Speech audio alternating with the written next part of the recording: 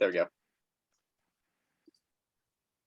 Well, good morning, Bridgewater State University. Welcome back to the Common Sports it's podcast.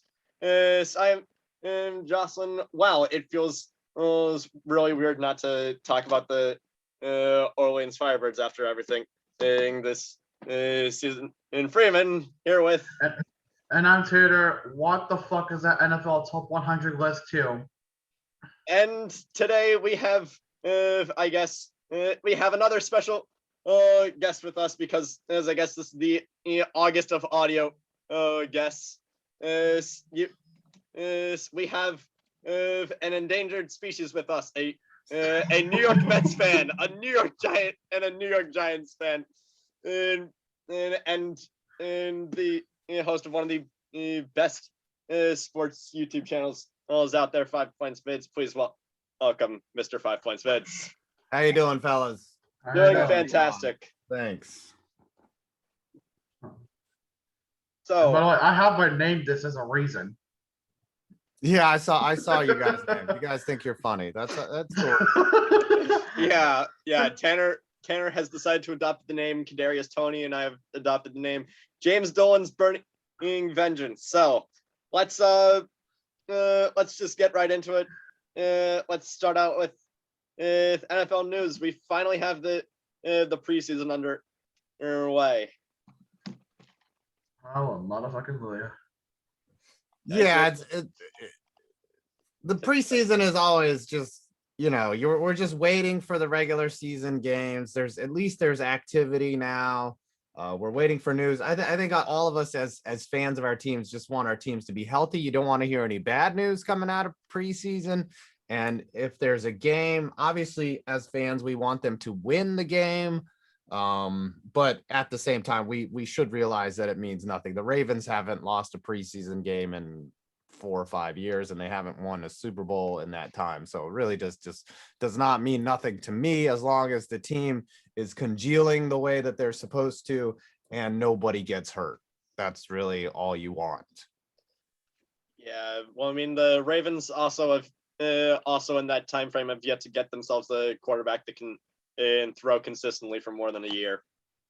Yeah, I mean, Lamar Jackson, he's an MVP, obviously, but once the playoffs come around, I think teams scheme against him much harder.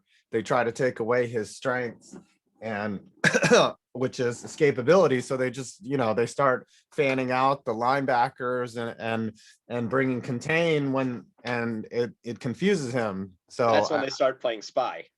Or they put a spy on him and he's got to figure out who the open receiver is, and maybe he just doesn't have the progression read, or like someone like Aaron Rodgers, you can't do that to him because he's going to find the open guy. Like he can see 6 or 7 different reads on the field, and that's what he's proficient at. But Lamar is still developing in that, and who knows, someday he could develop to where he is making 2-3 reads before he takes off, but we'll see. I mean, he's a smart guy. He cares a lot about his job. I think he'll continue to improve, but you've seen here in his relative inexperience what they've done to him in the playoffs, which is take away his strengths and make it life very difficult for him. The thing I would hate most is for Lamar to end up being what Johnny Manziel was supposed to be, but showed in college, which is have one read. If that's covered, or just take off. It made for an exciting season in one. It made for an exciting one season, but then after that, everyone started to catch on, and it was just like, can this guy please just do something else? Yeah. You can't be one-dimensional in the NFL. That's not possible because the league is too smart for that.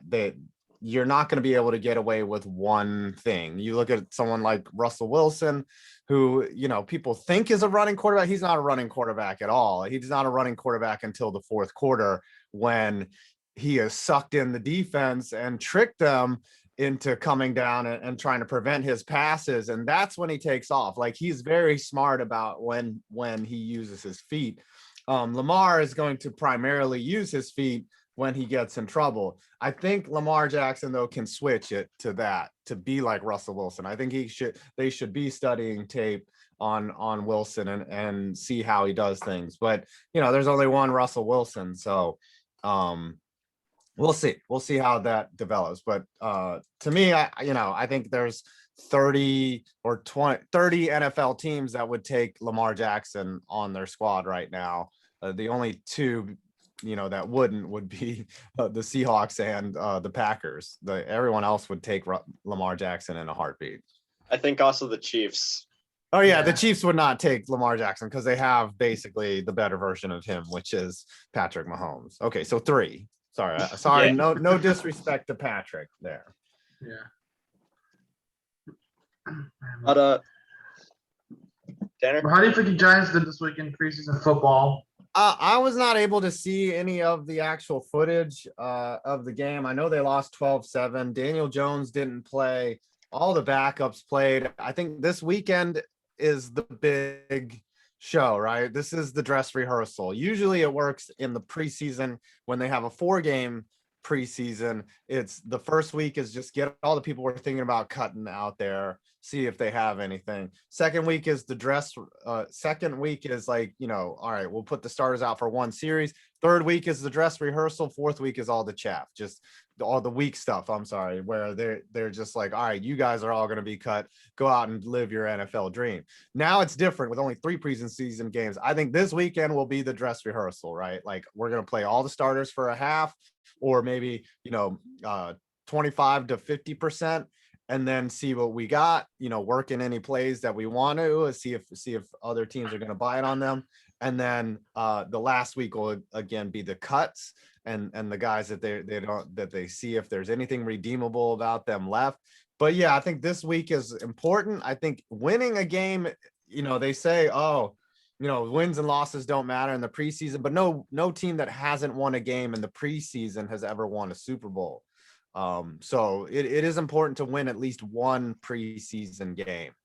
And if you're dominating teams in the preseason, it's going to be a good team, because that means that you have a deep bench. It doesn't necessarily mean that your starters are great, but it means that you have depth on your team. So there are things that you can read into and infer from wins and losses from the preseason.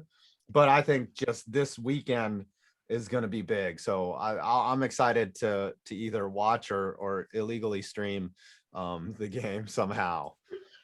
additionally, you could also be the 2017 Browns. They went perfect in the preseason in 4-0, and then they went perfect in the regular season 0-16. Yeah. I mean, it's the one thing is like, yeah, again, it doesn't matter, but you don't want to go winless through the preseason. That's Right. the thing right there. You don't want to go winless. But yeah, no one remembers that or no one looks in the record books. Oh, you had an undefeated preseason and you went 0-16. Like, no one cares about that. The preseason means nothing in terms of historical value. It's all about acclimating a team and the coaches evaluating what they have on the squad. Right. And that's also big too. But I guess in terms of evaluating talent, the rookie quarterbacks this week were sort of mixed. I mean, in freaking Trevor Lawrence looked pretty mortal out there. But I mean, that's also what happens when you draft a running back in the first round with in a stacked O-line class. And I mean, even the guys who aren't rookies but are guys like Jacob Eason or Jordan Love, they both did pretty damn good out there. Yeah, Jordan Love looked good. He's obviously in there with the backups. They want to know what they have in Jordan Love, because this is obviously his dress rehearsal. This is the precursor to him taking over for Aaron Rodgers. I think the Packers pretty much have read the writing on the wall. Aaron's gone after this year. This is the last dance. They better know what they have in Jordan Love. Yeah, Trevor Lawrence, he's a rookie. Like, there's it's not like Madden, right? Where you can Yeah. just download or install a playbook and start using it because you see the play art right before the play. Like, Right. you know where all the players are supposed to be. Well, it's not that simple. Like memorizing one playbook, it's like getting a new job, and it's even more complex than that. Like if you go from, say, working at Chick-fil-A to a Burger King, like, yeah, it's similar, but you're not gonna be able to just look at the register and start ringing people up. It's even more complex in the NFL. So Trevor Lawrence is learning that playbook. He's Justin Fields is learning that playbook. Trey Lance looked good.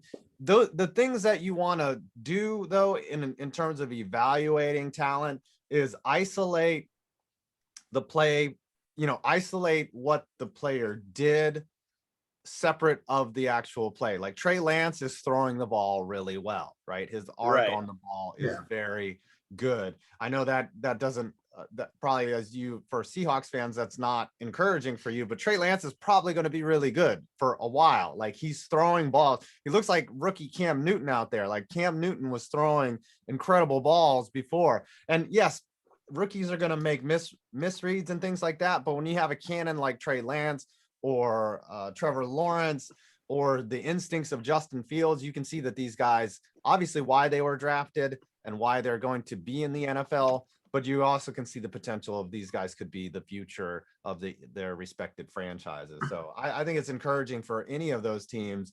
that these players played well. Right. Not everyone's going to have a rookie season like a Russell Wilson or Andrew Luck or Justin and Herbert, but right. It's more preseason is more about evaluating talent, which I mean, Jacksonville definitely did a good job of that, considering Tebow kind of that dude's blocking job is just hilarious. It just goes to show you how hard football is, right? Like, football is not an easy sport and I'm not being, facetious or stating the obvious here. Football is hard, but as someone as athletically built and as in shape as Tim Tebow is, how hard it is to seek out that contact and then leverage and do the things that a tight end does. Like, I think he has found a newfound respect for the tight end position. I think I have found a newfound respect, because you can't just be a big body out there, right? Like, guys that, oh yeah, you yell at Evan Ingram, like me as a Giants fan yelling at Evan Ingram for not catching balls, but it's really difficult. Like, he's got to hit a player off the line, engage in contact, and then run down the field, separate from a linebacker who's just as fast as he is, right? If not faster, and then catch a ball in traffic. Oftentimes, the tight end is covered by 1-2, he's being swarmed by middle linebackers whose job it is to match up with these guys built exactly like him. And so Tebow just couldn't handle that physicality. He's a quarterback, right? He's played quarterback his whole life. He played quarterback because he probably didn't want to get hit.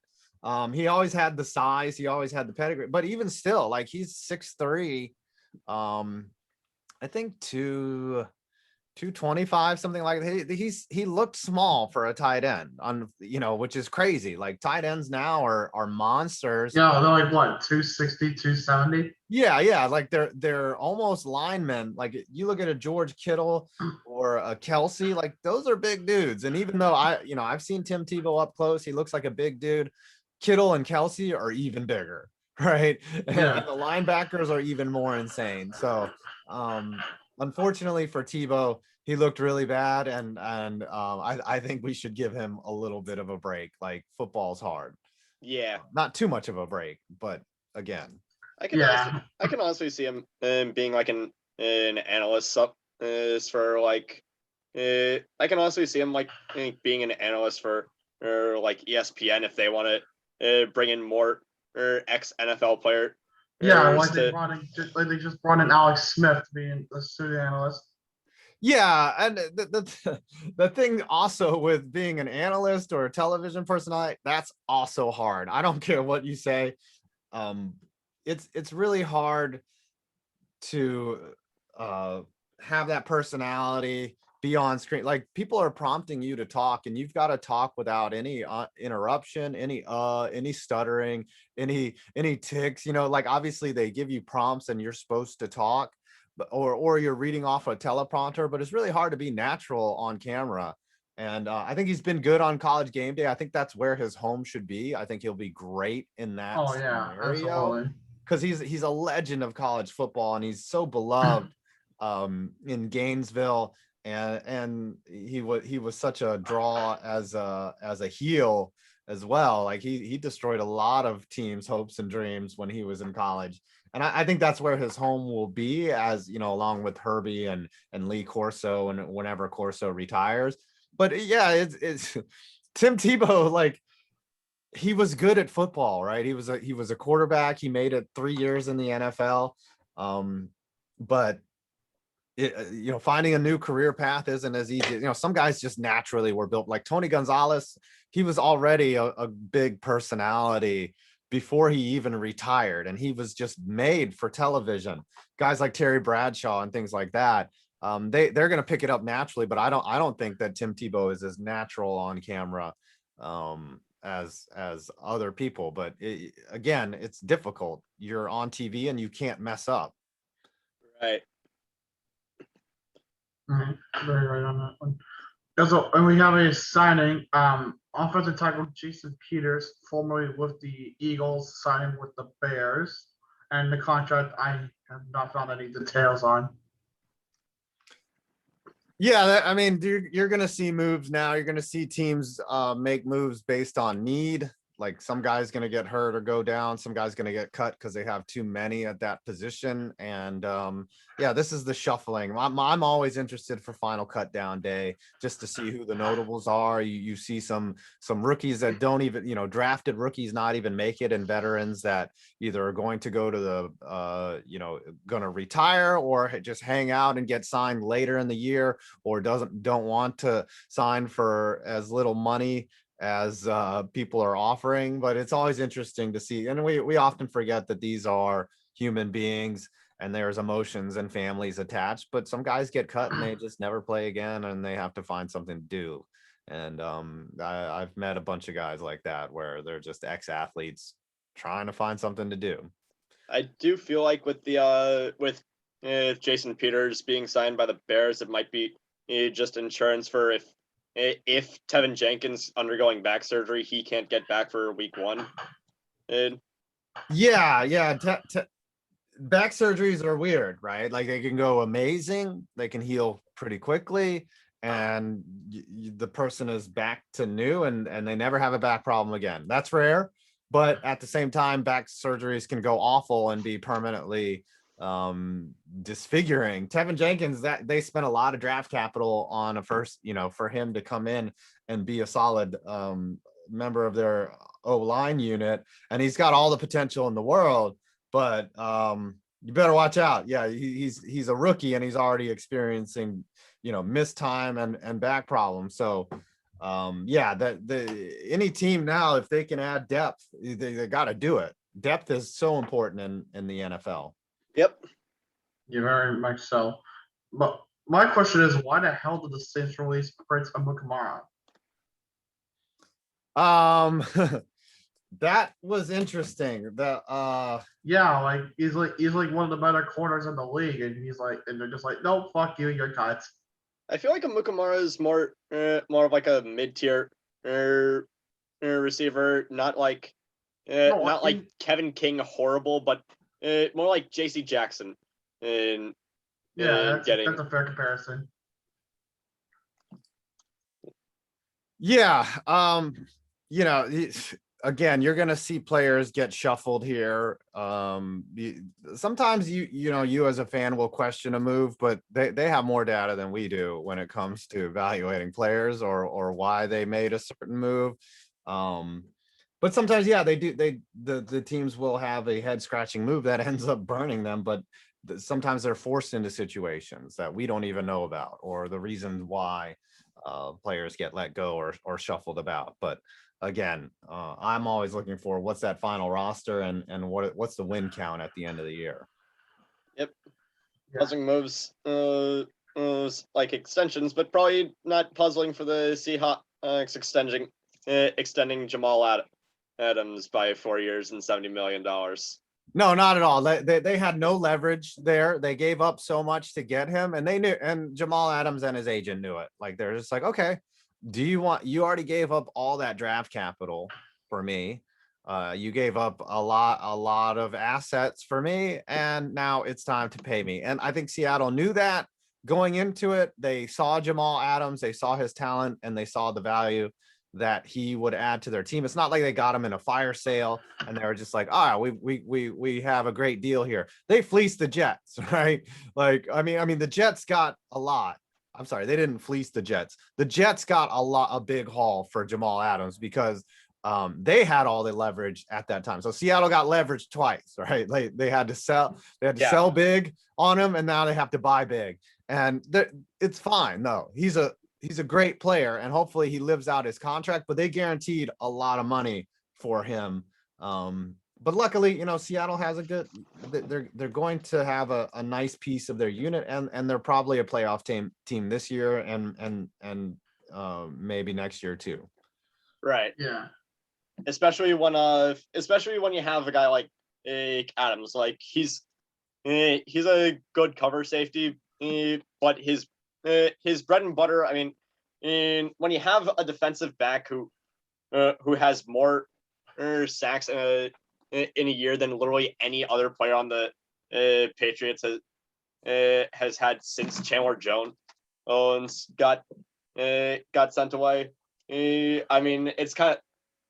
I mean, you have someone you can definitely use the elusiveness of being a strong safety that doesn't fear coming into the backfield to wreck shit for. Yeah, and that's not something that you can just do by scheme. Like, he's got good instincts when it comes to crossing the line and going after the quarterback. Like, that's not something that you can teach, and that's not something that is often gifted in a safety's ability. Usually a strong safety is supposed to roam the middle and hit guys that are coming across, or break up, any type of passes in that deep zone, or help his corners out. But the way that they use him and scheme him, because it's a strength to get past, offensive linemen, tight ends that may potentially try to block him, or those little annoying running backs that try to protect the quarterback. Jamal Adams, you see it in the numbers, like, because he's getting those sacks. And the other part of it is, like, if he's going into the backfield, you don't want whoever's back there to get burnt, right? You're Right. leaving your defense exposed. So you better have excellent cover corners and a free safety that can rotate over and do what the strong safety does while Adams is flying towards the quarterback. And you better pray that someone is as fast as Jamal Adams that can get there before that ball comes out of the quarterback's hand. Because then anytime in the NFL, if it's single coverage, that defender is in trouble. And I don't really care who the defender is. If it's Jeff Okudah, if it's the best cover corner in the league, he's going to be struggling against a single wide receiver who's typically going to be 7 to 8 inches taller than him. Doesn't matter his ability. Yeah. I feel like if you're going against DK Metcalf, it's like, holy crap. Yeah, he's going to wrestle the ball away from you. Like, don't get me wrong, these guys are incredible, but the odds, it's just the odds. It's the pure numbers of it. Anytime a cornerback is single coverage with a wide receiver, the odds are at least 50-50, right? And you'll take those odds, right? If I can throw the ball downfield and gain a chunk of 30 to 40 yards, with a 50% chance, I'm usually going to take that. And if it's a receiver that's taller than the defender and those odds start creeping up to 70-80%, oh yeah, all day. That's why Russell Wilson is so successful. That's why someone like Aaron Rodgers is so successful, because those percentages are even higher. Right. 80-90%. Yeah. That the receiver is going to come down with it. Yeah. Speaking of corners, the Giants trading cornerback Isaiah Ianam to the Packers for Josh Jackson, to which you, Mr. 5 Points, liked my comment on Twitter on Grossi's post. I think they both needed a change of scenery. The Giants have James Bradbury back there. I think they drafted a corner or two. They need a veteran. And maybe he was struggling in Green Bay and it was time for him to go. So this year for me, I'm not gonna sit here and question Gettleman's moves anymore. Like I was doing that before. It's really about put up or shut up. Like they have to win the division or make the playoffs this year, or Gettleman is literally dead to me. This is the 5th year of the 5-year rebuild, and if it doesn't happen, then we're starting all over, and Gettleman can go, fuck off to wherever he came from. But I think he's a smart GM. I think that, he built the Carolina Panthers into a Super Bowl team. He can build this team if the progress indicates that they're heading in the right direction, which is a playoff game this year or even a playoff win. But if that progress isn't being shown, if there's another winless or under 500 season, everyone's getting packed up, maybe even Joe Judge too. I mean, you're in the NFC East, so so it's sort of a competition of who can trip over themselves less in that. The bar's pretty low, but you're gonna have to play against Washington, which has a stacked defense. Like, scoring points against Washington is going to be tough. And they went out and got a lot of weapons for Daniel Jones. They got Kenny Golladay. They drafted Kadarius Toney. They added another tight end, I think Rudolph. They've got Evan Ingram, who needs to learn how to catch this year.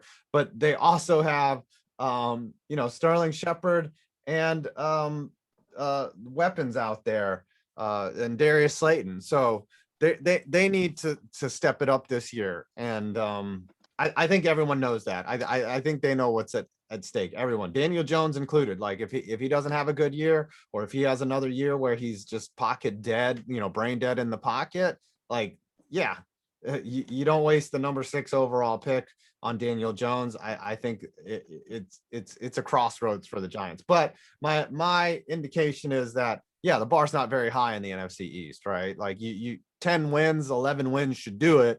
But the Giants still don't. Let me look at their schedule. They don't have an easy schedule either. So it's not going to be an easy road to hoe for them. Yeah. Plus, now you got like the 17-game schedule, so which 11-6 might not cut it like 11-5 would.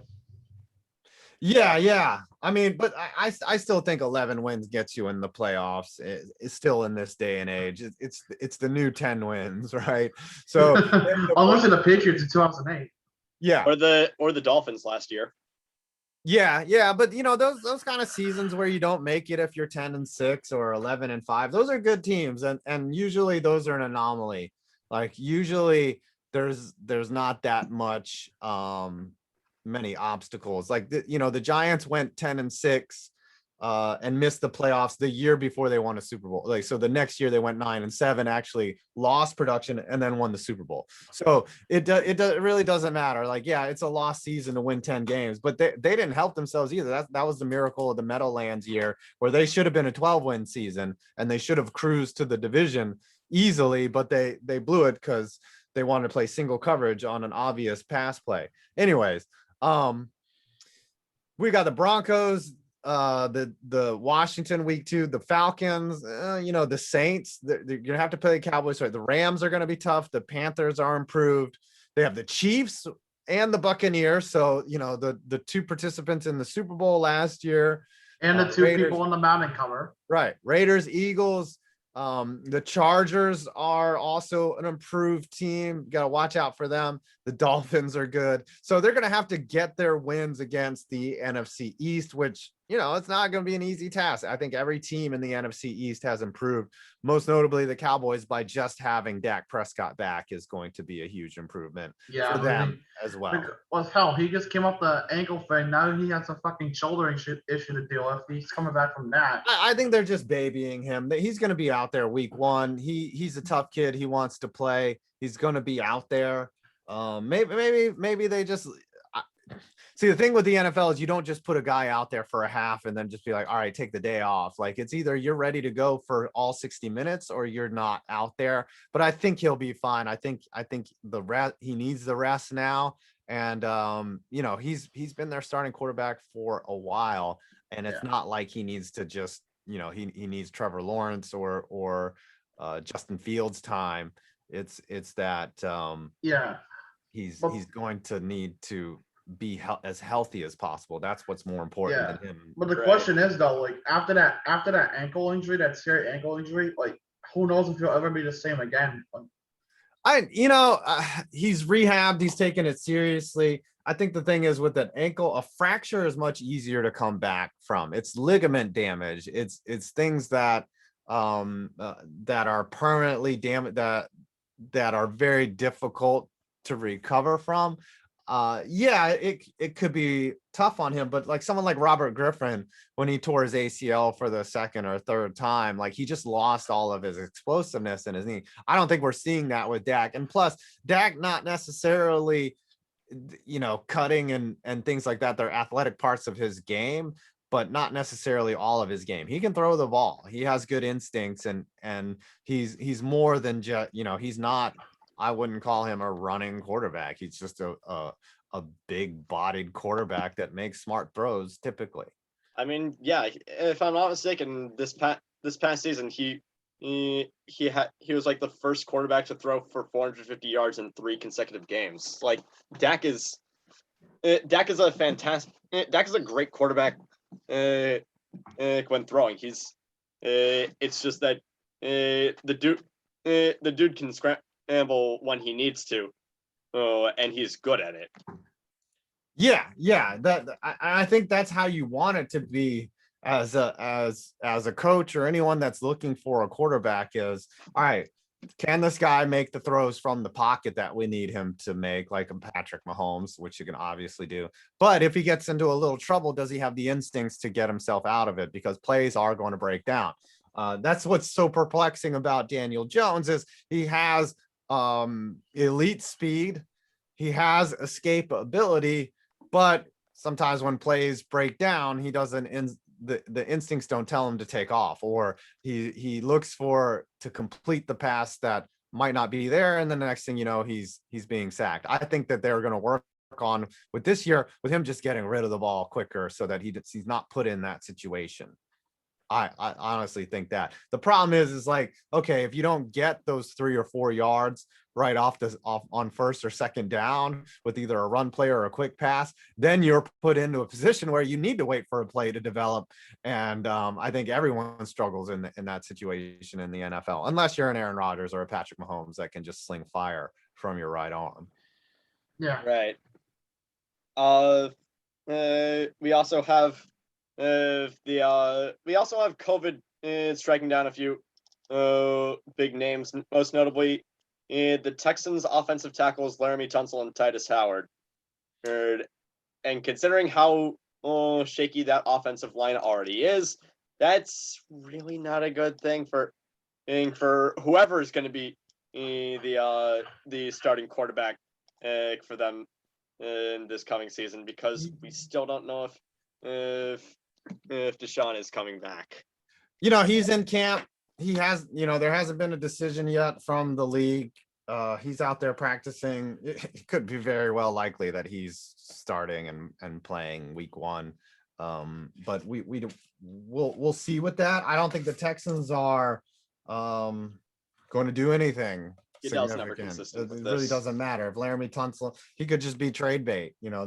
But COVID's not going to be a huge. I don't think it's going to be a huge. Excuse me.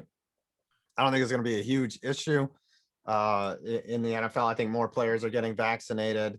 It's only going to be up. You know, I don't think you're going to have games that are being played on Wednesday with a practice squad, a former wide receiver as the quarterback. I don't think it's going to be that way this year. But we'll see. We'll see. Hopefully you want to get this COVID stuff out now in training camp versus, you know, week 6 or something. But I think what you'll see is isolated incidents of COVID cases where 2 or 3 people are taken out at once instead of 15 or something like that. Hopefully let's keep our fingers crossed. Like what happened with the Vikings with their quarterbacks this past week or 2. Yeah. Mm-hmm. So another news, the NFL top 100 list is now well, part of it's out. 100 from players from 100 to 41 are now out. And as I said at the beginning, what the fuck is that list? Because apparently it's always overrated to shit. Rather underrated. Well, I mean, the thing Yeah. is Go it's it's entirely voted on by the players. It's not anybody from the sports media. It's not the fans. It's entirely how the players feel about each other. So, you might see some players get. You might see some players say that others are better than in the obvious. You might see some like it's not just a stay first team all pro and then everybody else is cannon fodder. These players definitely recognize talent that we with just the eye test can't really. We with just the eye test and analytics can't see all the time. Yeah, there's more things that the players know than we do. Like some guy could be a massive jerk and he's not popular. Like Eli Apple? Yeah, something like that. And he doesn't make it in the top 100 or he's rated lower in the top 100. Like we've all played baseball or been on Little League and they vote for the All-Stars where it's the players that pick who the All-Stars are. And some player will be in there that gets a lot of votes just because he's likable. He's not the best player. But in the NFL, it's the same dynamics. You can't tell me any different that some players are more popular among the others or more likable, and some players are dirty, and it's like, all right, or you respect them and you say, all right, that guy's good, but I might not like him, but I know that guy is the best corner in the league, but he's just, he's a jerk. So maybe he's slow. It's always interesting to me, the bottom 50 of that list, because those are the guys where you're just like, okay, it really doesn't matter what these guys are. It's just a list of names to me. Like it's not until you get into the top 20 where I'm really like, okay, that's amazing how they feel like that guy is the best at that position. And the players know, they're like, holy crap, this guy's is doing, like I think players, when they get shut down, they're like, man, that guy shut me down. Like he's good. And when they like, but at the same time, they might not vote. They could be petty and not vote for that player as well. As just like, oh, that dude shut me down, and then he talks shit the whole time. There could be other dynamics to the list. I just find it interesting, but I don't ever put stock in the top 100 list. It's just a talking point. Right. Yeah. Like Josh Rosen, for example, being waived by the San Francisco 49ers, and what is possibly the biggest bust of a draft pick so far from that draft? He was a number 10 overall pick. I mean, they traded up to select him. Yeah, they did. But, look at Mitch Trubisky. He was a number 2 overall pick, right? Carson Wentz was a number 2 overall pick. I think anytime a quarterback is taken the first round, even at the very end, and he doesn't make it into the NFL, or he struggles or was given the keys to the franchise and just didn't play well, you're going to look at them as a bust. It's unfair. It's really unfair, but I don't think Rosen should have been taken that high anyways. His story is interesting.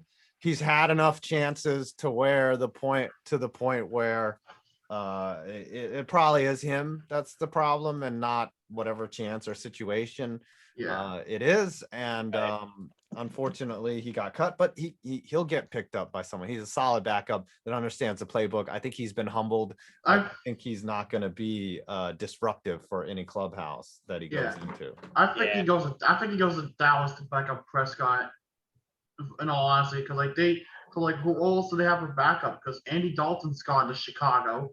Ben DiNucci still needs a little bit of gelling, and so I think they just pick up Rosen and say, "Hey, you want to be a backup for a year for Dak Prescott?" Yeah, part of me can't really see guys like Cooper Rush get survive the preseason. Yeah, I mean, the thing with Rosen, like whenever you bring in a backup, it's like, okay, can he, if I need him, can he actually play out there, right? Like, because as you saw last year, if Ben DiNucci was actually starting, right, like you better have a capable backup, not even a capable backup, but a capable third string. Injuries happen. You could end up in way into the depth chart and relying on Ben DiNucci to try to get your team to the playoffs, which is what happened last year. I don't know if Josh Rosen, like if someone looks at him and say, all right, this guy could start. Like no one ever picks up a backup quarterback just because he's really good at holding a clipboard. Like he better be able to play football. And I think, Rosen should be able to play, but as far as just being there for his character, if that were the case, Tim Tebow would be a 10-year vet in Right. the NFL. Yeah. I want to get this one out of the way because it's one of the stupidest thing a football player could do. Lions cornerbacker Alex Brown was waived by the Lions after drunk driving incident which injured 2 people, including his teammates. Yeah, that's ugly, right? Like, Yeah. A lot of players, we don't see them we don't know them off the field, right? We don't know that they could potentially be alcoholics or they like to party and that's irresponsible behavior. Remember, these guys are also young, right? They're in their mid-20s to low 20s. They haven't made mistakes. They haven't had the consequences of mistakes yet, and now they go out and make a big mistake and it affects not only their lives but other people. So it is pretty scary that someone will be put in that position. Thank God nobody got hurt, and maybe he learns this lesson, and if he doesn't belong in the league. So yeah, that's damn true. Yeah. Yep. Yeah. I gotta warn you guys, I gotta leave at about 11:20. All right. I should have let you know before we as best started. we can here. So All right. another news. The Steelers making a trade. We got Joe Schobert going to the Steelers for a 6th rounder. And okay, I guess your replacement for somebody, I guess. I could see him being like the replacement. Decent middle linebacker in case Robert Spillane decides he wants to go on IR again. Yeah. Probably Tree would know better what would be happening in that situation. I don't know the Steelers like that. Again, we're shuffling a lot of pieces here before the start of the season.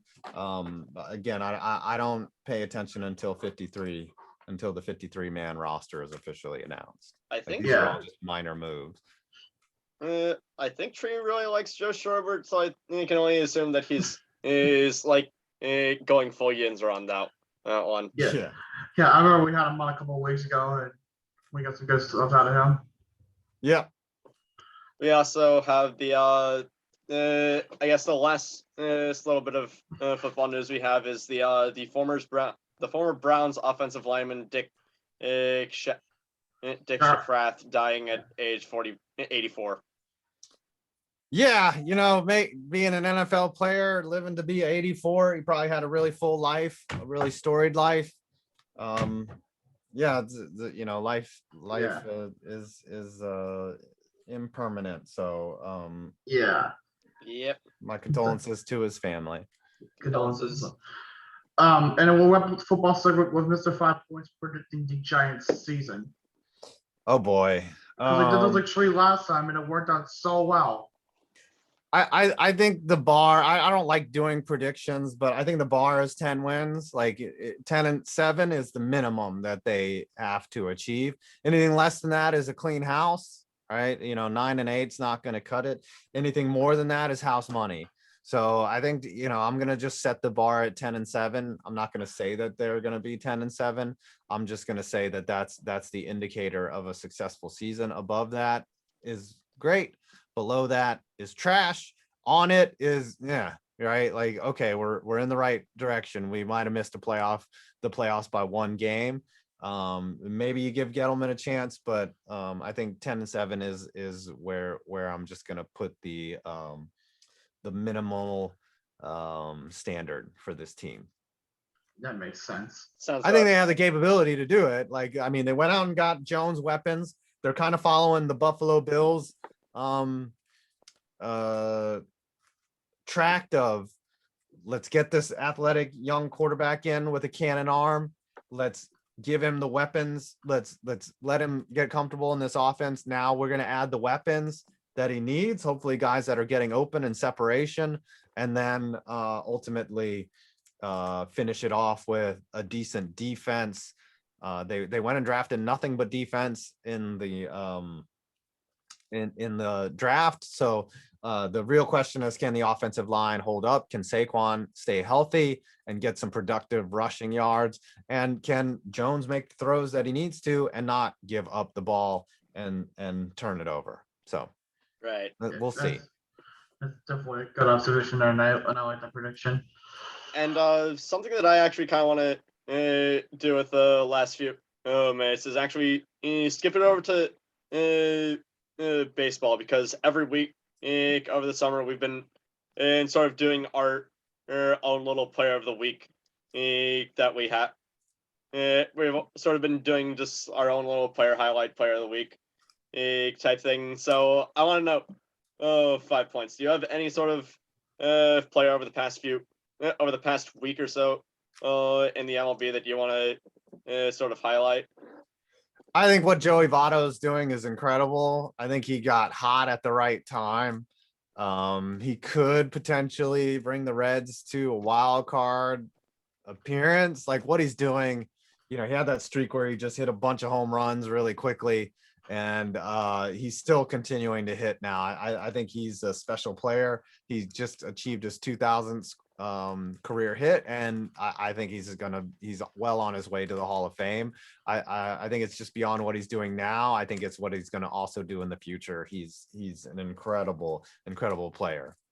No, absolutely is. I definitely agree. I think definitely echoing a bit of what Tree said 2 weeks ago, because Joey Votto was also his player of the week back then.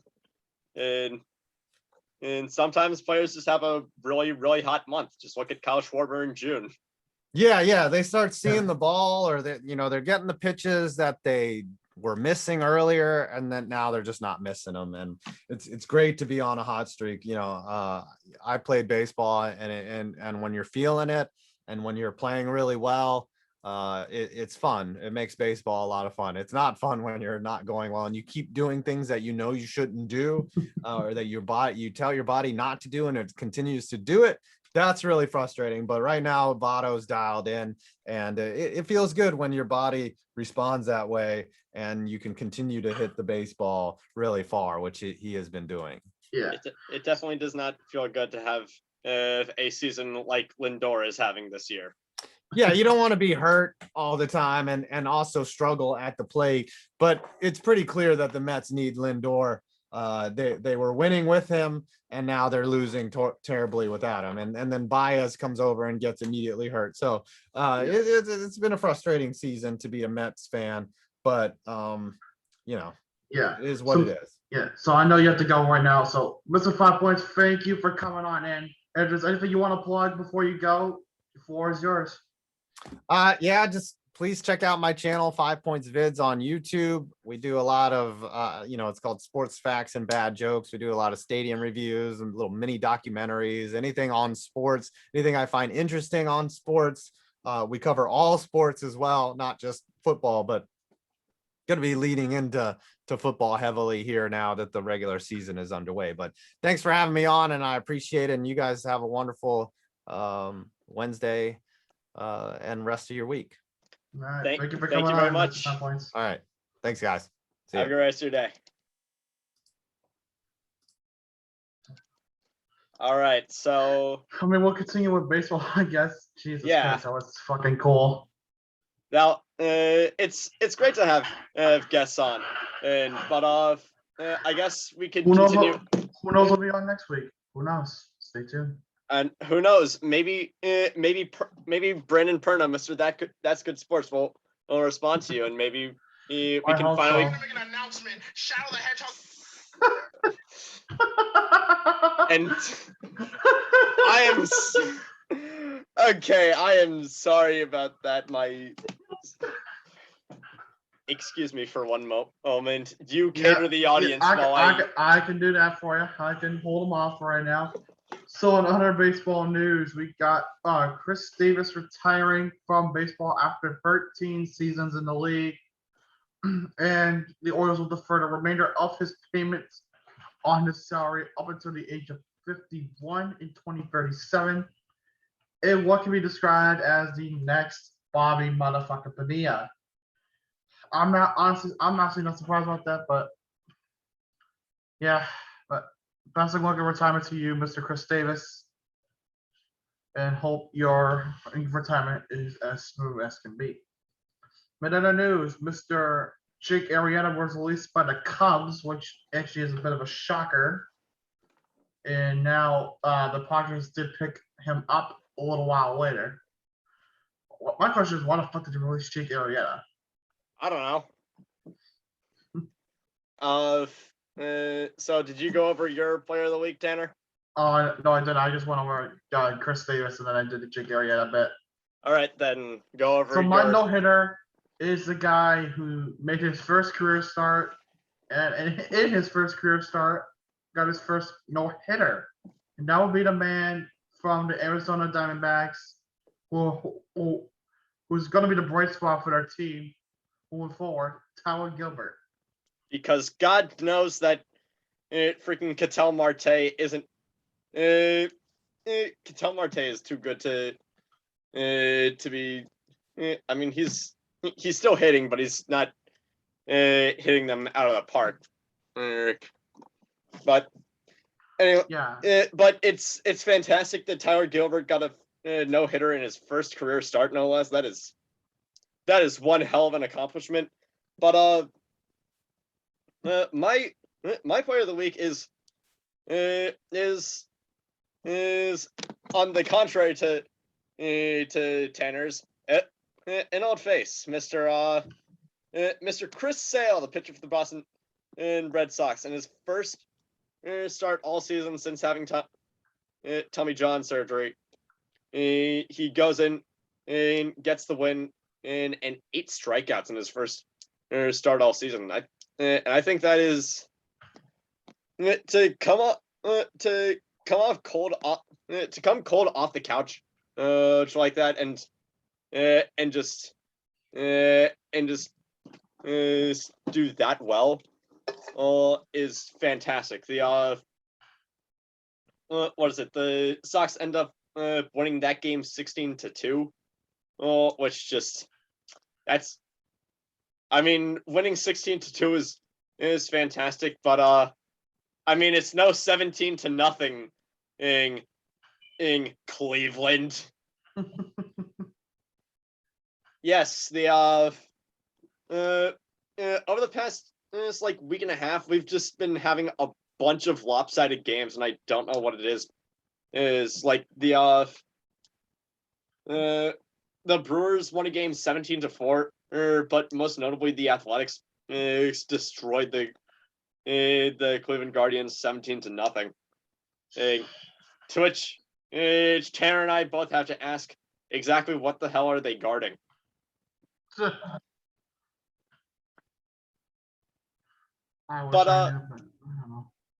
But the week did not go with the Oakland A's unscathed, as unfortunately last night we had quite possibly one of the most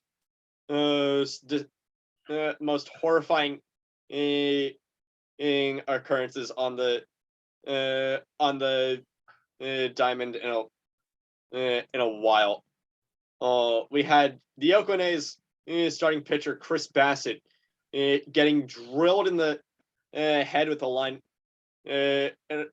drive, and he was, if I'm not mistaken, he was laying on the ground, bleeding for several minutes afterwards, and got taken to a hospital immediately afterwards. Yeah, and that fucking sucks. You gotta hope he's okay after that. And I have, according to Mr. John Heyman on Twitter, news is encouraging on Oakland A's ace Chris Bassett after being hit in the face with the liner last night. He said, he sustained a fractured cheekbone and maxilla, which is your upper jawbone. And the God. and surgery will be in 3 to 5 days after swelling subsides. All other scans are clean, and most vitally, his vision is still 20/20. Yeah. Which honestly, Thank God. if Bassett can recover really well from this, that is going to be that's going to be a story for for a while. Yeah. And honestly, after this, I am kind of rooting for the A's to win the World Series. Yeah. But in other news, Miguel Cabrera is so close now to the 500 home run club. At the time of this recording, he is at 499. But who's to say that he won't hit 500 soon? Who knows? It probably could be tonight. Who knows? It could be another. It could turn into another case where something happens later in the day that immediately makes all of our points moot. Like that hasn't happened before. Yeah, But, that's pretty much all season.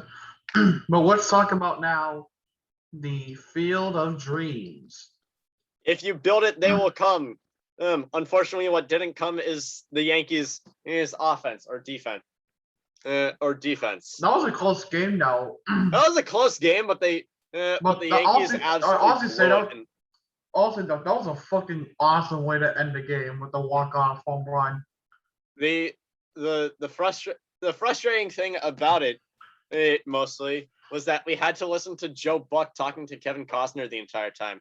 By the way, Joe Buck hosted Jeopardy not long after, and you know what? Screw it. Let's screw it. We're going all over the place. Yeah, because today. Let's just quickly commiserate in the fact that Joe Buck that we had to listen to freaking Joe Buck hosting Jeopardy. Just imagine it's like this bitch gets an answer wrong, and the next person has to guess. It's more. I'd more so buy him. I'd more so buy Joe Buck. Saying the opponent, saying the contestant's last name, like a second later, saying either right or wrong, and then a second later going to whoever says the to whoever buzzes in, because like that's his entire shtick when commentating. It's what is it? I can remember his entire commentary for the freaking Minneapolis Miracle. You know, the one where the Vikings got that nice 61-yard catch for the TD to win the game. Yeah, what is it? Buck's entire commentary for that was just it is caught, digs, sideline, touchdown. Unbelievable. That was, Vikings win it. Yeah. Freaking thrilling commentary. Absolutely having me at the edge of my seat. Freaking, I am... Back up, Buckaroo. My flabber has been completely gasted. But, my band has been boozled. Yes.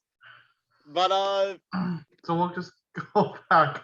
Yeah, that's... And get ourselves back on track to the ice. Where you guess that we have more hockey because God knows we fucking need it. Joe Thornton in a Florida Panthers uniform is gonna creep me the hell out.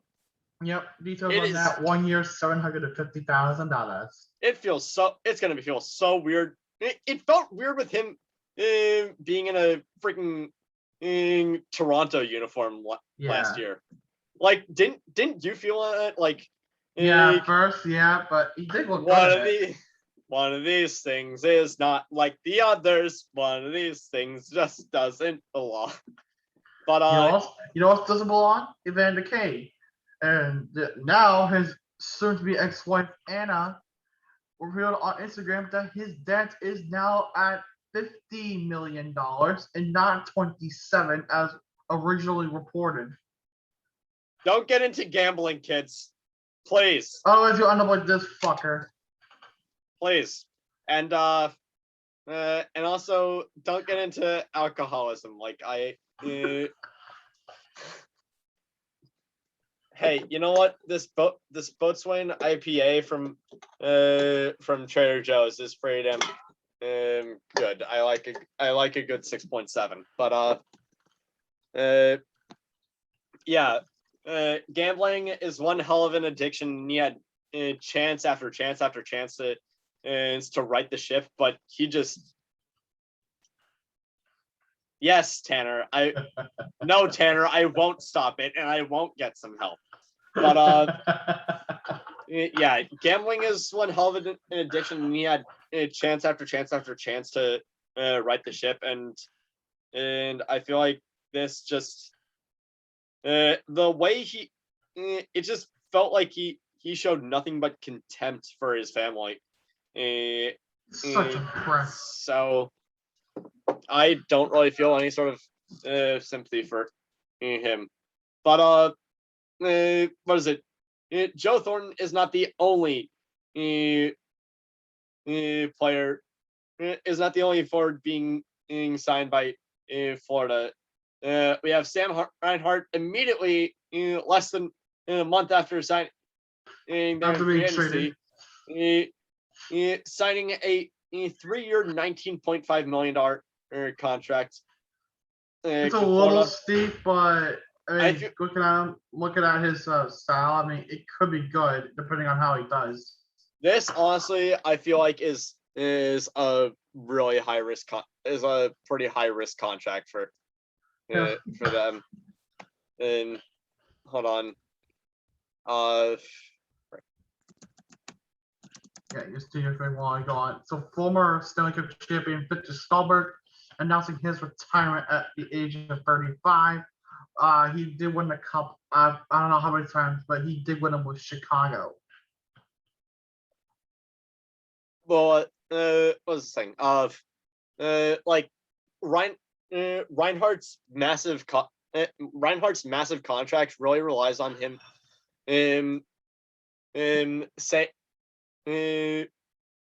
building off of what he did last year in Buffalo.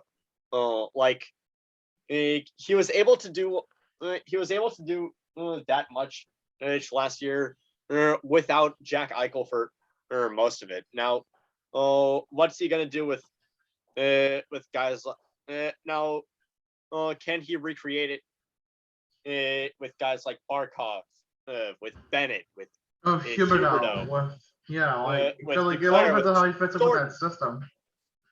I feel like this past season in Florida definitely showed that they can be a threat in this league. And Yeah, but that's it. But yeah, but like, what about that defense? Because they lose Strawman, they lose what's his name? They lose Strawman, they lose Yandel. So like, who else do they really have in terms of they have Aaron Ekblad, and that's it. Yeah, really, that's really it. It's I mean, you could make the argument for. Well, I mean, you could make the argument for Mackenzie Weegar, but that's about it. I feel like what is it? I feel like Florida is just turning into the Bruins at this point. You have a bunch of names on offense. What do you have on defense?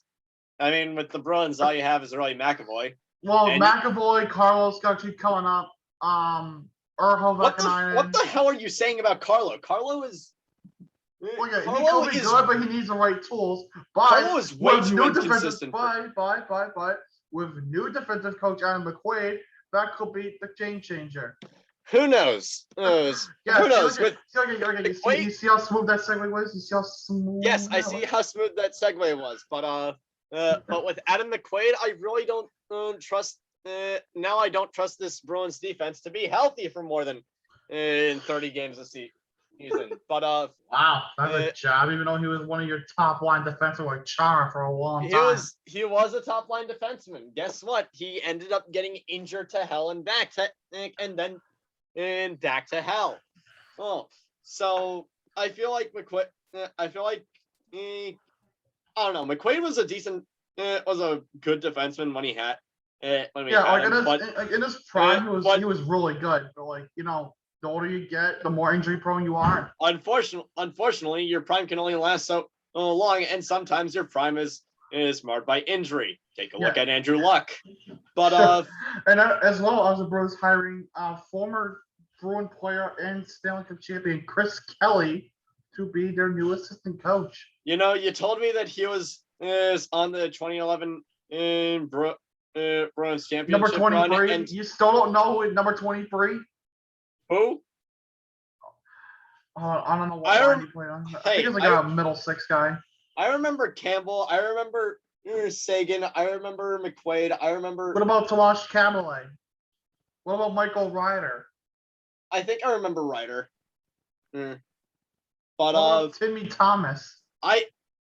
dude, you if you try and make me forget Tim Thomas, I'm going to freaking put the brainwashing back on. Hey! To be fair, you did play the Maple Leafs video that I didn't want to see.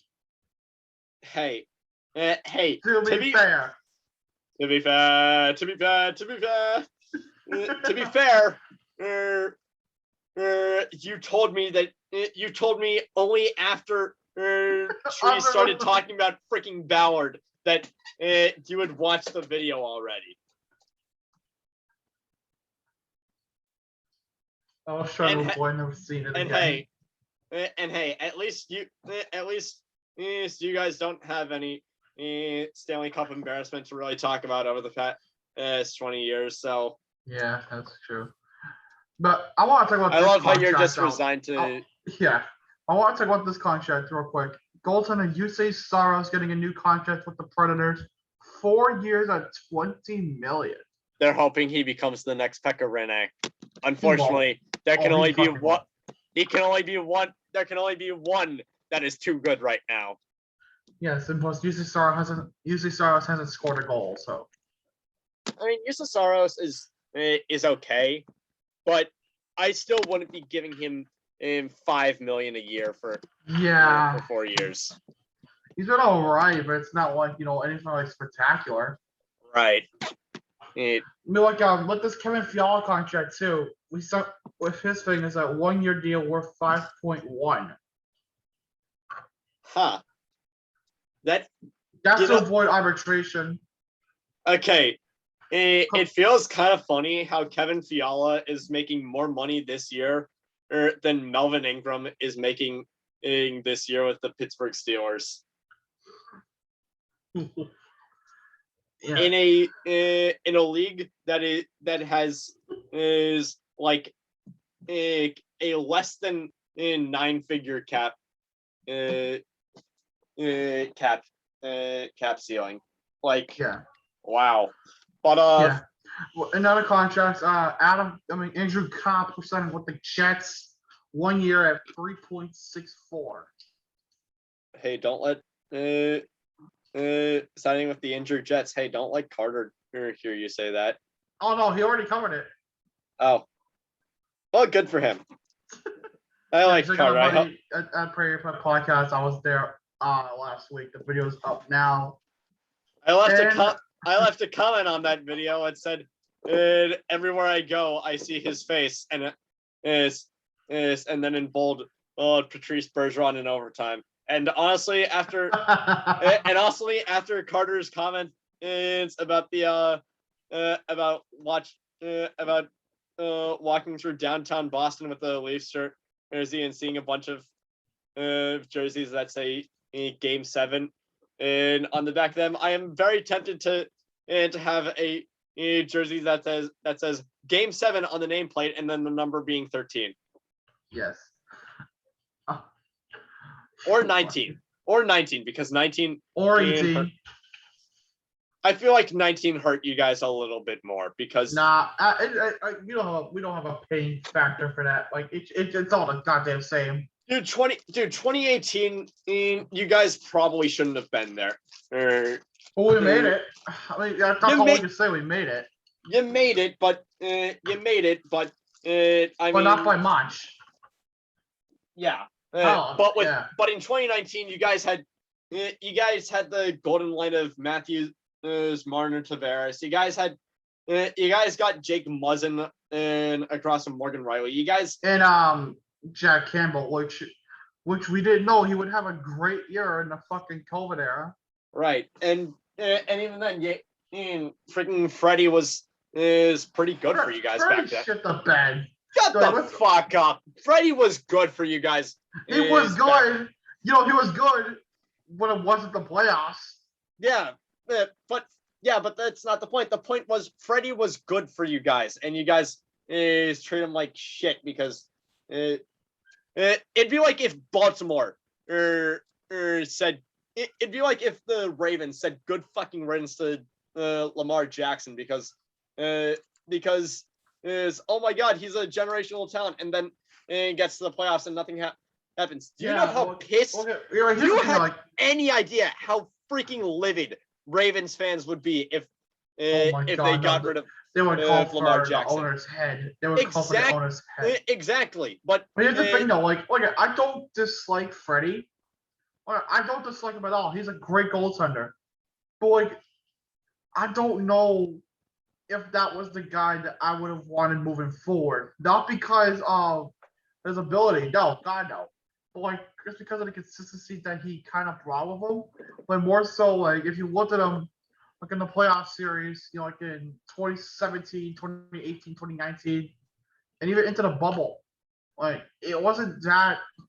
It wasn't bad, but it wasn't enough. But yeah, in the regular season he thrives, but in the playoffs he just doesn't do much. But maybe it could be under the wrong system, but that's who's to say on that one. Freddie has a career. Playoff save percentage of .916, which by the way is better than his career save percentage in the regular season of .915. And so identical, but and in another factor though, is the defense. You guys have Morgan Riley and Jake Muzzin. Don't fucking talk to me about the defense. But here's the thing though. We may have Morgan Riley and Jake Muzzin, right? But it's not enough. Yeah. You can't just have Hold on. 60 fucking hold minutes on. every night. Hold on. Don't talk to me about not enough. We have had to rely on freaking Charlie McAvoy carrying our defense because Matt Grzelcyk, for as decent as he is at best a second line defenseman. I can say real quick, but then again, it could all rely on the system. Because every team has their own system of formulating a defensive scheme, an offensive scheme, a goaltending scheme. That's all. It all gels in a bat. Some places don't work, and some players tend to, not do as well. In other systems, players will thrive. Yeah, but this isn't. This is less about system and more about talent. And the Bruins. Name me one top pairing. Name me one legitimate top pairing defenseman that the Bruins have that isn't Charlie McAvoy. Do you want present or do you want future? Because I can give you a future one pretty easily. Who is it? Urho Vakanainen? Yeah, Urho Vakanainen. Yeah, but the thing is, we never freaking utilize him, which I'm freaking pissed about. They need to utilize it because if you don't utilize him, he's gone. Huh? Because if you don't utilize Vakanainen, he's gone. Yeah, we need to freaking utilize him. But so we're getting off track here. So, Senator Alex Nylander signing a 1-year deal with Chicago worth $874,125. I still think it would be funny if all the if the Nylanders came together. That would be funny. Yes. That one. Another news: the NHL 22 reveal trailer set for Thursday, the 19th of August, to which people have already started rumoring about who the cover athlete will be, from They've an already had- astronaut to a Rangers player. I feel like I said this before the thing, but if it's a Rangers player, I'd be surprised if it wasn't Capo Caco. Him or Or- Panarin or Zibanejad. I was about to Shesterkin. say the other player I can really see it being is Artemi Panarin. I feel Yeah. like Zibanejad and Shesterkin are good pieces, but They need more. but they're like like faces of the NHL. You think Panarin far quicker than you think Zibanejad or Shesterkin. Yeah. And one more signing on the day: Jason Dickinson signing with the Vancouver Canucks on a 3-year deal worth $7.95. Honestly, I don't really know enough about Jason Dickinson. He's like that middle six guy that you could use, but like I don't know why the hell you give him $8 million. I mean, spread out over 3 years. That's It's not less than. always bad, but like It's not an awful contract. The sentence is over there. yeah, I know. Uh, And the final thing: the owners of the NHL, the board of governors, voting unanimously to insert ad patches on jerseys, but luckily it's touched only the going to be jerseys. one. they touched the jerseys. Yes. They touched the fucking jerseys. touched the button. He touched the butt. Anyway, let's get to. Basketball now. Let's put And the what- ice over to the parquet to where Tanner will not let me stop hearing about this. Is the NBA Summer League has finally Come met and its gone. end, and the Celtics And you lose to Sacramento. Congratulations, you let the Kings win a championship for once in their lives. Congratulations, this is the Summer League. None of it fucking matters. For those prospects, it could mean something. What's it? Thank you. That's gonna be cut out. Like I said, for the prospects, it could be something. For the prospects, it could be something, but at the same time, the NBA is so freaking top heavy, so Yeah, that it almost doesn't even matter. yeah. Unless Well, unless you manage to land a guy as freaking crazy as Isaiah Thomas is with the last overall pick. it's called I know it's called Mr. No. Irrelevant. No. What's it called? There was one player on the Kings who did really well. Oh, Yeah, he did really goddamn well. who was it? Let me have a look, and I'll let you. His name is not Quentin Byfield. No, that. Not that king. Not those Kings. No, Sacramento. I don't know why the hell I said it like that, but. While Tanner's his name is. John Cena. You need help.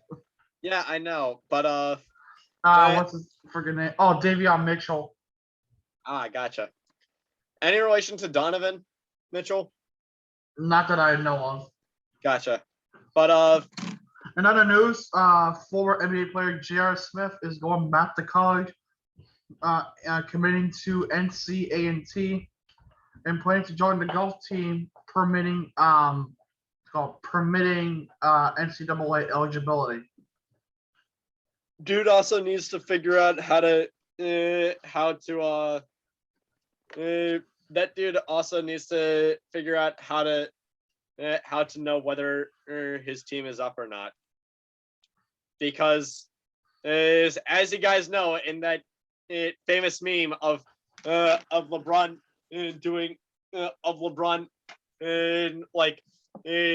throwing his arms out in disbelief, the guy he was in disbelief at was his teammate J.R. Smith, because because he was because Smith was playing, thinking that the Cavs Yeah. had the lead, when in reality it was It was the tied. I thought it was that the Warriors had the lead. No, because that game went to OT. Ah, gotcha. But we have Kawhi motherfucking Leonard signing the. I'm a fine guy. I Yeah. just can't give a whole spiel. Yep, that You're dude drunk. is. Nope. I'm just imitating his laugh. That dude. Yeah, anyway, he signs with the Clippers 4 years at 176.3 in a supermax deal. Apparently, basketball players get paid more than they should be now. I mean, it's Kawhi. It's. I mean, yeah, Kawhi. Yeah, but come on. Like, compared to other sports like NFL, NHL, and whatnot, like, don't you think basketball is, like, just a little much in terms of overpayment? I mean, with the. With basketball. With basketball, there's only like two lines, the 2 or 3 lines the entire season. And like there's a decently low cap. Like there's a like their cap is like just over $100, but rather just over 100 million.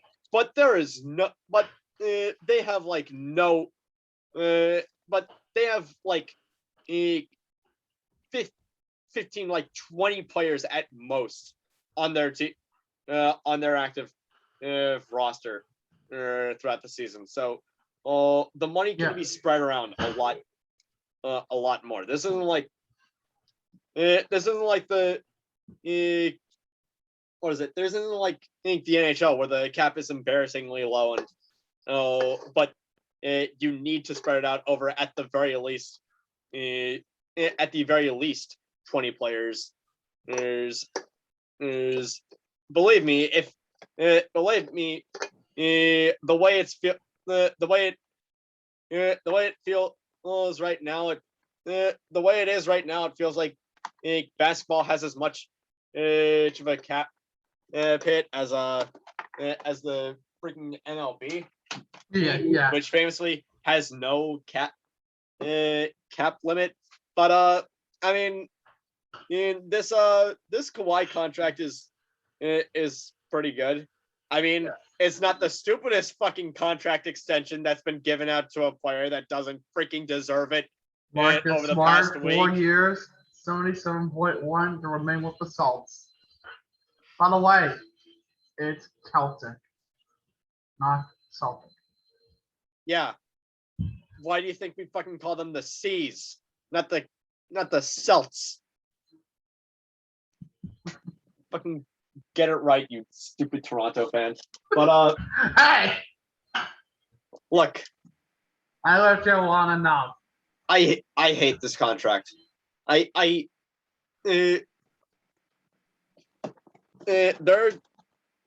are plenty of times I feel like this team has jumped the shark, giving Kemba that insane contract, freaking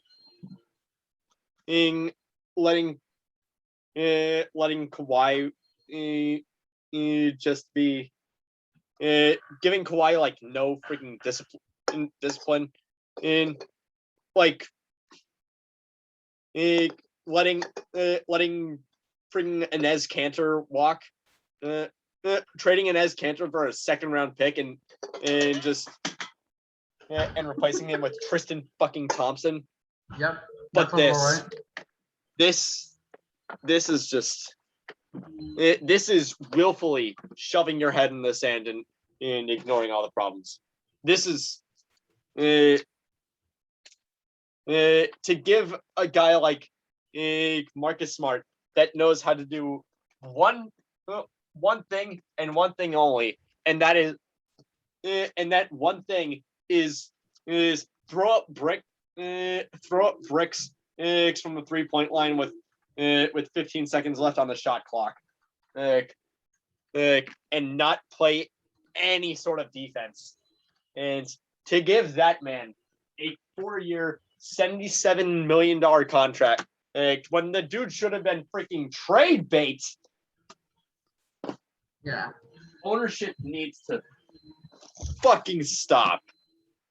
Yeah. In other news, 76ers are able to re-sign Joel Embiid, 4 years at $196 million. It won't bring back the process. The process is dead. Trade Ben Simmons. Trade Ben Simmons for whatever freaking value you can get for him. And you shouldn't have gotten rid of Markelle Fultz because if you could have just let the dude recover, he might have been at least decent because he's been decent for the Magic. Yeah. But yeah. Well, we got 2 trades to cover, and they kind of tie together like a little bit of a trade tree. So let's start with the first one. So the Clippers are acquiring Eric Bledsoe from the Memphis Grizzlies in exchange for Patrick Beverly, Rajon Rondo, and Daniel Oturu.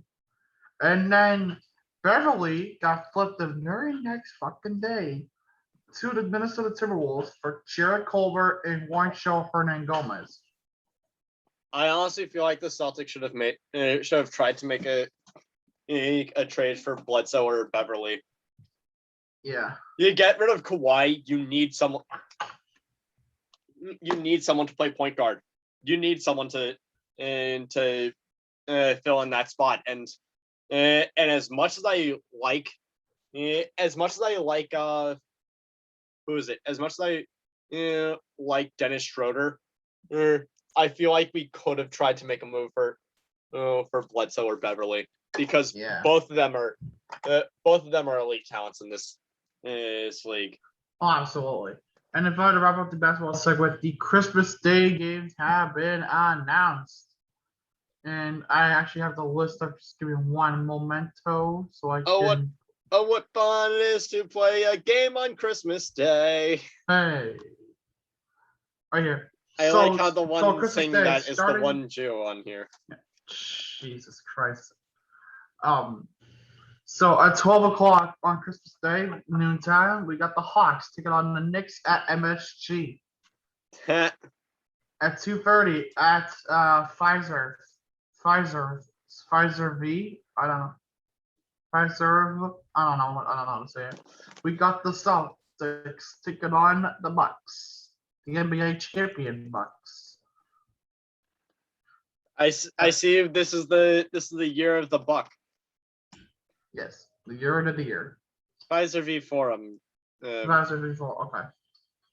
At 5 o'clock, we have the Warriors taking on the Suns in the hot desert of Phoenix or Glendale, wherever the fuck they're playing. I mean, hey, if this past season is indicative of anything, it's indicative of the fact that the Suns don't really need to move anywhere. Yeah. At 8 o'clock, we got the Nets and the Lakers in LA. That'll be fun. Yeah. And if I had to wrap up Christmas Day at 10:30, we got the Mavericks taking on the Jazz. That'll be fun seeing Luka Doncic versus Donovan Mitchell. That will be a hell of a freaking game. Yeah. But, yep. So now it's time to move on to our final segment of the show. We have our miscellaneous section. Because because we had to squeeze in 5 points during baseball, and we had to stay on baseball for a little bit. I almost forgot that we had already covered baseball. Yeah, I know, right? Different format today, but that's okay. I just wait for Jocelyn to see the name. Oh, she was ranting about Marcus Smart, but let the hate flow through you. Oh God, here I go. So while Johnson's doing whatever the hell she's doing, so 3 players within the Major League Soccer side, Vancouver Whitecaps, were while at the academy, the soccer academy up there in Vancouver. While they were leaving, they were jumped and assaulted. 3 of them were assaulted. One of them suffered non-life-threatening injuries, but is expected to recover. The condition on the other two is unknown. That's never good. No, it's not. And if I'm not mistaken, the Whitecaps themselves came out with a statement. Let me. But first, look at my freaking name. Yeah, I know, I saw it. Okay, Leafs fan. Yeah, I can't find the statement. It says, this is kind of it. It's disturbing that an act like this can happen in our backyard, but racism is real, and situations like this are the reality for some. This is the reason we fight. We fight for change.